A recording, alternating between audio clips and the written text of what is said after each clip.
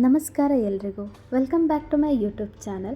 ಇವತ್ತು ನಿಮ್ಮ ಜೊತೆ ಒಂದು ವೆರಿ ಸ್ಪೆಷಲ್ ರೆಸಿಪಿ ನಾನು ಶೇರ್ ಮಾಡ್ತಾಯಿದ್ದೀನಿ. ನಮ್ಮ ಮಲೆನಾಡು ಸ್ಟೈಲಲ್ಲಿ ಮಾಡುವ ಟ್ರೆಡಿಷ್ನಲ್ ಫಿಶ್ ಸಾಂಬಾರಿದು. ಅದನ್ನು ಮಾಡೋದು ಹೇಗೆ ಅಂತ ತೋರಿಸ್ತೀನಿ, ಬನ್ನಿ.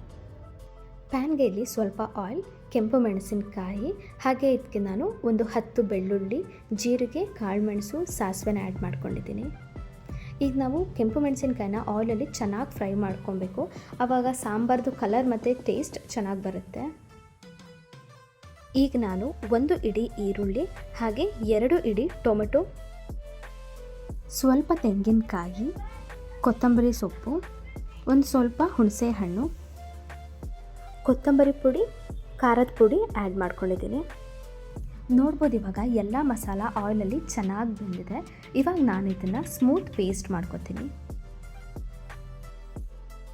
ಇನ್ನೊಂದು ಪ್ಯಾನ್ಗೆ ಸ್ವಲ್ಪ ಆಯಿಲ್, ಹಾಗೆಯೇ ಅರ್ಧದಷ್ಟು ಈರುಳ್ಳಿನ ಆ್ಯಡ್ ಮಾಡಿಕೊಂಡು ಗೋಲ್ಡನ್ ಬ್ರೌನ್ ಆಗೋ ತನಕ ಫ್ರೈ ಮಾಡಿಕೊಂಡು ಸ್ವಲ್ಪ ಅರಿಶಿಣದ ಪುಡಿ ಆ್ಯಡ್ ಮಾಡ್ಕೊಂಡಿದ್ದೀನಿ.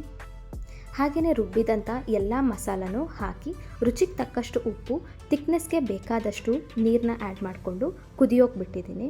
ಹಾಗೆಯೇ ಇಲ್ಲಿ ಚೆನ್ನಾಗಿ wash ಮಾಡಿಟ್ಕೊಂಡಿದ್ದೀನಿ ಫಿಶನ್ನ.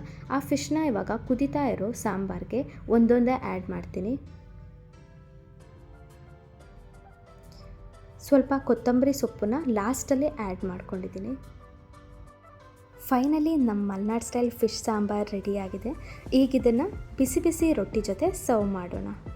Thanks for watching my videos. ನಿಮಗೆ ನನ್ನ ವೀಡಿಯೋ ಇಷ್ಟ ಆಗಿದೆ ಅಂತ ಅಂದ್ಕೊಂಡಿದ್ದೀನಿ. ಇಷ್ಟ ಆಗಿದ್ದರೆ please do like, share and subscribe.